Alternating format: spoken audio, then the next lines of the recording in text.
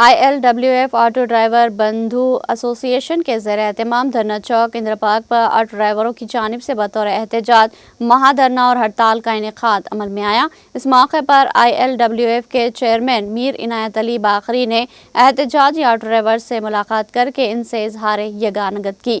बादिज़ा मीर इनायत अली बाकरी ने मीडिया से बात करते हुए रियासती हुकूमत से ऑटो ड्राइवरों को दरपेश मसाइल को हल करने के इक़दाम करने का मुतालबा किया। शहर हैदराबाद में ILWF ऑटो ड्राइवर बंधु का एसोसिएशन का बड़ा धरना हुआ। ये धरने का मकसद शहर के आप देख रहे हैं 90% से ज़्यादा ऑटो बंद है। डिस्ट्रिक्ट ऑटो को शहर में लाया जा रहा है। वजह यह है कि किस तरह से ऑटो के जो इत्तेहादी ऑटो ड्राइवरों को तोड़ने की कोशिश। आज रेवंत रेड्डी को ज़रूरी समझना है कि पिछले 1-2 साल में 12 साल से ऑटो वालों का रेट नहीं बढ़ा और पहले जो पेट्रोल की कीमत 40 रुपये 30 रुपये थी वो 30 रुपये का कीमत आज 100 से ज़्यादा हो गया और हमारा रेट नहीं बढ़ा। ऑटो ड्राइवर को ओला उबर रैपिडो पोर्टल वाले मनमानी करके इस्तेमाल कर रहे। उनका रेट बोलो तो 10 रुपये।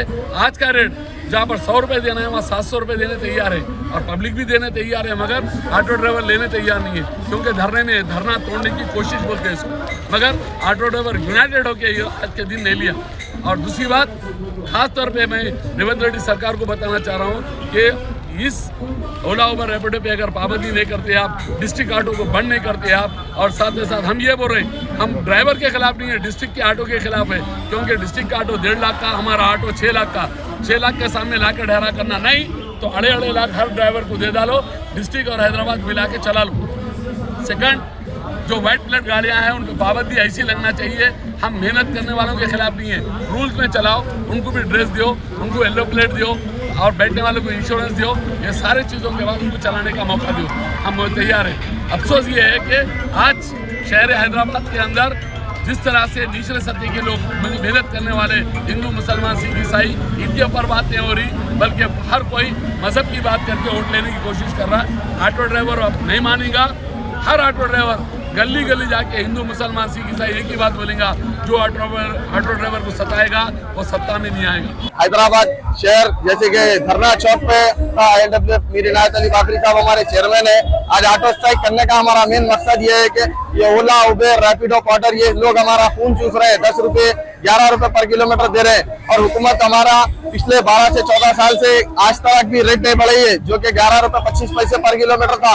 आज जो सो गैस जो हम ऑटो में डलाते हैं वो 60 रुपए किलो हो गई। जब मीटर पे 11 रुपए 25 पैसे करे थे, जब 25 रुपए किलो गैस थी। आज दूध की पैकेट भी आप लेने जाएंगे तो 30 रुपए आधा लीटर जब थी 12-14 साल पहले, आज जो है सो आपको 50 रुपए आधा लीटर दूध है। तो हमारा मेन मकसद यही है, हुकूमत से हम मुतालबा कर रहे हैं हमारी डिमांड्स को पूरी की जाए।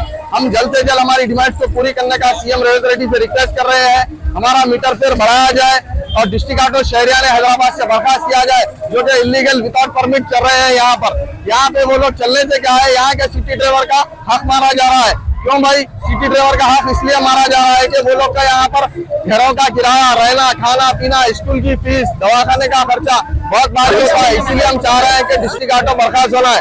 और मैं चाहूंगा कि हुकूमत आज ये देख चुकी है कि ILWF एक ऑटो यूनियन जो शहर में एक पौधे की मानिंद शक्ल इख्तियार करी थी, वो वक्त दूर नहीं है जब ये ILWF ऑटो यूनियन एक दरख्त की मानिंद खड़ी हो जाएगी। ये बसा जो फ्री हुए ना, बसा जो फ्री हुए डिस्ट्रिक्ट ऑटो वाले यहाँ तक भटके, नहीं तो नहीं भटकते थे। बसा वहाँ से ना कारोबार टूट रहा यहाँ है, या तो इतना बसा जो रेट में थे रेटा चालू कर देना तो पूरे जिधर के उधर है भाई आपने, हाँ, या नहीं बोले तो डिस्ट्रिक्ट ऑटो को यहाँ पे आने से रोक देना। क्यों बोले तो हमारा परमिट है, तो हमारे परमिट के पैसे हमारे को वापस होना। मेरी भी जाती गाड़ी है अल्हम्दुलिल्लाह 2027 तक का मेरा परमिट रेडी है। और अगर नहीं बोले तो वो जो बोलता है रैपिडो में हेलो कैप्टन ड्रॉप लीजिए कैप्टन, वो बताना, उसको यहाँ बुलाने लगाना।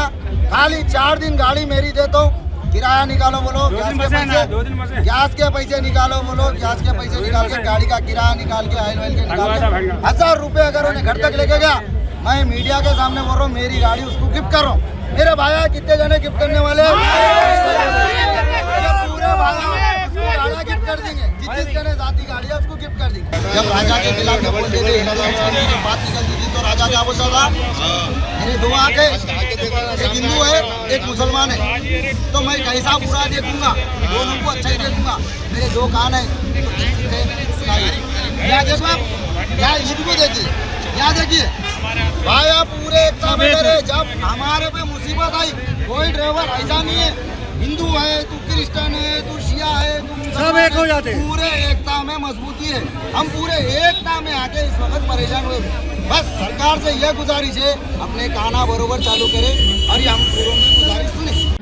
నమస్తే అన్న, ఇవాళ ఐఎల్డబ్ల్యూఎఫ్ తరఫున ధర్నా చేయడం జరుగుతుంది.